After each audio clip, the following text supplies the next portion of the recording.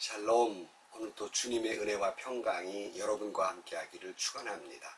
오늘도 주님과 동행하고 말씀과 함께하는 하루의 삶이 되시기를 주의 이름으로 간절히 축원합니다.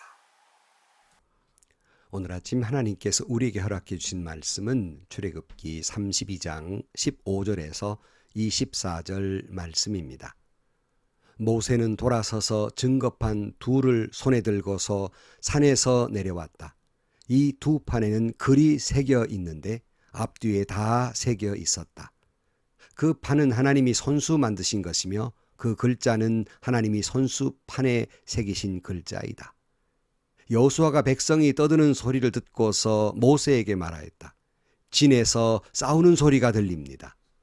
모세가 대답했다. 이것은 승전가도 아니고 패전의 탄식도 아니다. 내가 듣기에는 노래하는 소리다. 모세가 진에 가까이 와보니 사람들이 수송아지 주위를 돌면서 춤을 추고 있었다. 모세는 화가 나서 그는 손에 들고 있는 돌판 2개를 산 아래로 내던져 깨뜨려 버렸다. 그는 그들이 만든 수송아지를 가져다가 불에 태우고 가루가 될 때까지 빻아서 그것을 물에 타서 이스라엘 자손에게 마시게 하였다. 모세가 아론에게 말하였다. 이 백성이 형님에게 어떻게 하였기에 형님이 그들이 이렇게 큰 죄를 짓도록 그냥 놓아두셨습니까? 아론이 대답했다. 아우님, 우리의 지도자입니다. 나에게 그렇게 화를 내지 마십시오. 이 백성이 악하게 된 까닭을 아시지 않습니까? 그들이 나에게 우리 앞에 서서 우리를 인도하여 줄 신을 만들어 주시오. 우리를 이집트 땅에서 이끌어낸 모세라는 사람이 어떻게 되었는지 우리는 모릅니다 하고 말하기에 내가 그들에게 금붙이를 가지고 있는 사람은 누구든지 그 금을 빼서 나에게 가져오라고 하였습니다.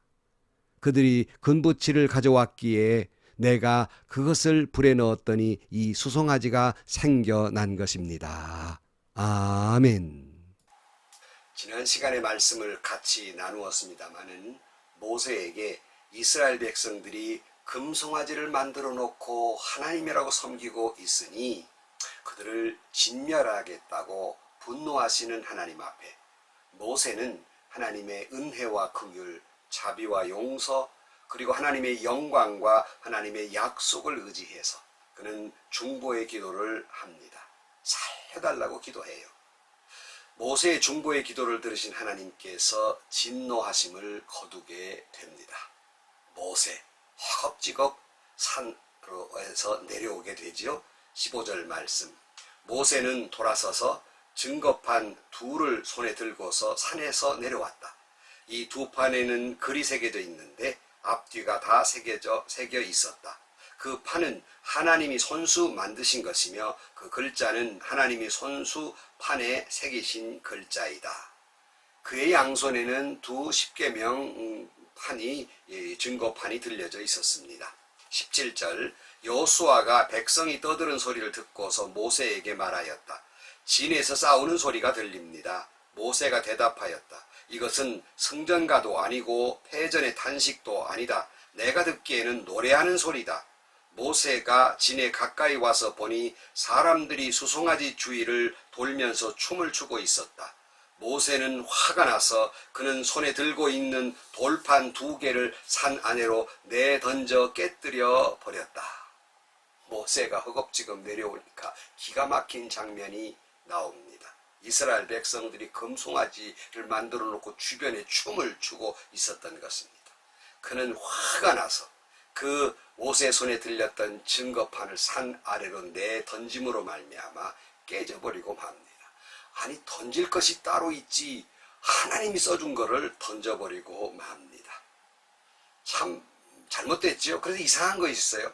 하나님이 여기에 대해서 책임을 묻거나 벌하지 않으셨다는 것입니다. 또다시 올라오고 그래서 다시 증거판을 만들게 하십니다. 여기에서 우리가 생각해야 할 것입니다. 왜 하나님은 그를 벌하지 아니하셨을까? 그는 거룩한 분노였습니다. 모세의 분노를 보면 그가 하나님을 위한 거룩한 분노를 하고 있고 이 장면을 보면서 또 다른 장면이 생각나요. 바로 예수님께서 분노한 장면입니다. 요한복음 2장 13절 말씀에 유대 사람의 유월절이 가까워져서 예수께서 예루살렘으로 올라가셨다.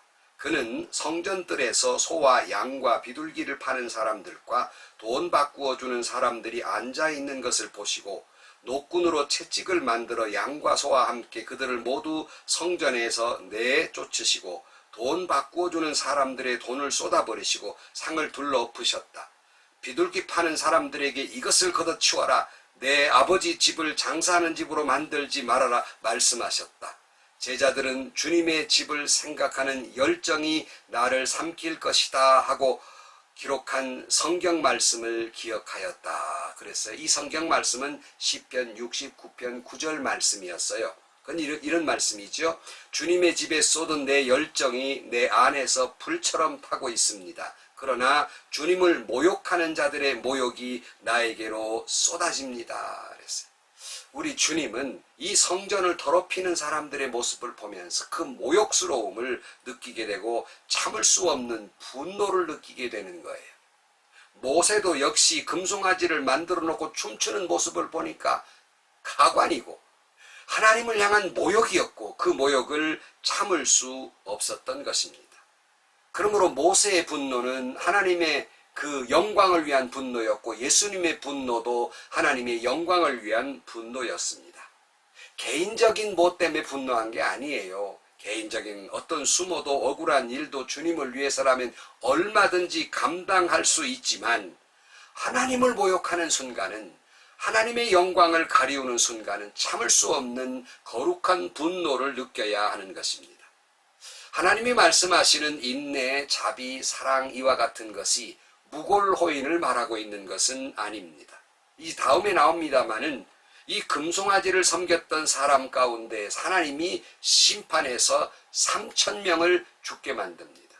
그리고 이스라엘 백성 가운데 재앙을 내리시게 됩니다. 좋은 게 좋은 거라고 하나님 사랑 말씀하셨으니까 용서해야 되지 않느냐고 70번씩 7번이라도 용서해야 하지만 그건 개인적으로 얼마든지 그렇게 할 수 있어요. 그러나 하나님의 영광을 가리우는 것, 교회의 공동체를 해치는 것, 여기에는 거룩한 분노가 있어야 한다는 것입니다. 이것이 진짜 거룩한 공동체를 사랑하는 것입니다. 다시 말씀드립니다. 개인적으로 주는 모욕감이야 참을 수 있지만 공동체를 해치는 것, 하나님의 영광을 가리우는 것에는 생명을 걸고 분노해야 한다는 말씀입니다. 모세는 이 심각한 문제를 해결하기 시작합니다. 20절 그는 그들이 만든 수송아지를 가져다가 불에 태우고 가루가 될 때까지 빻아서 그것을 물에 타서 이스라엘 자손에게 마시게 하였다 그랬어요. 왜 모세는 굳이 금송아지를 태우고 이걸 갈아서 그들에게 마시게 하셨을까? 바로 이것은 교육적으로 시청각 교육이에요. 체험 교육이에요. 뭐냐면 너희들이 만든 신 불에 태워버리고 갈아 마셔버리고, 여러분 갈아 말아보시겠다는 말 있잖아요.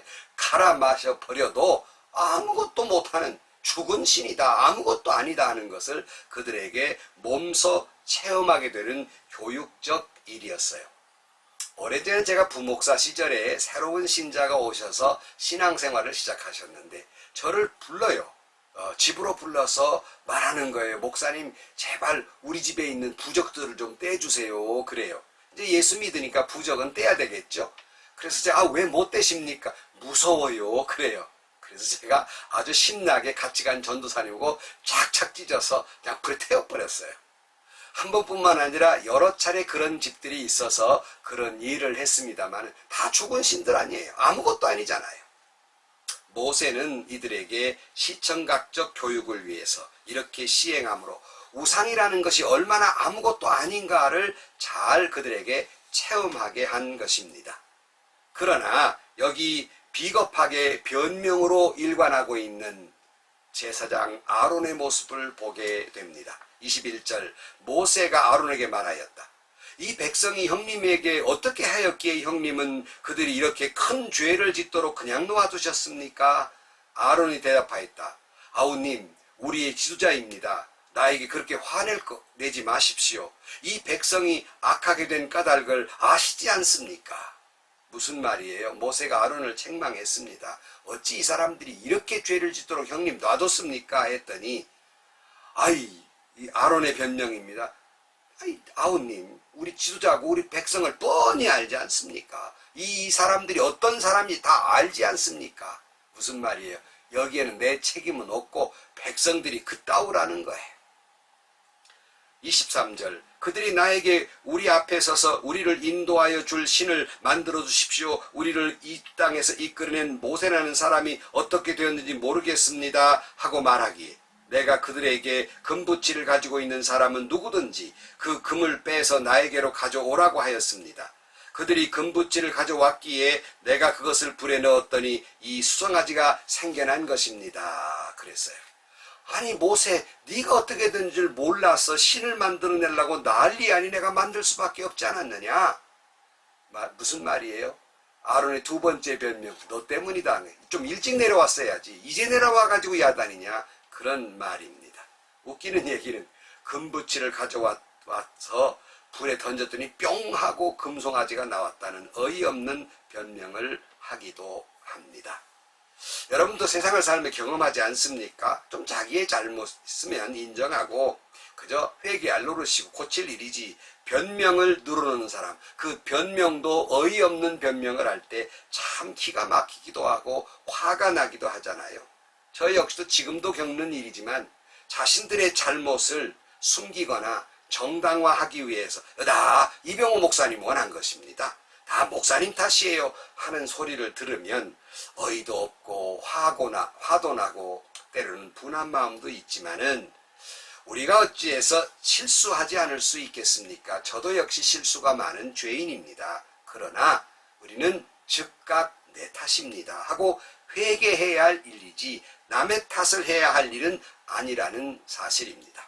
사랑하는 성도 여러분, 우리는 거룩한 분노, 하나님의 영광을 위해서는 있어야 하는 것입니다. 하지만 모세가 자기 성질에 못 이겨서 이 두 돌판을 깨뜨린 것은 옳지 않는 방법이었습니다. 하지만 주님을 위해서는 거룩한 분노가, 교회 공동체를 위해서는 거룩한 분노를 터뜨리는 것이 곧 사랑이라는 사실을 기억하셔야 합니다.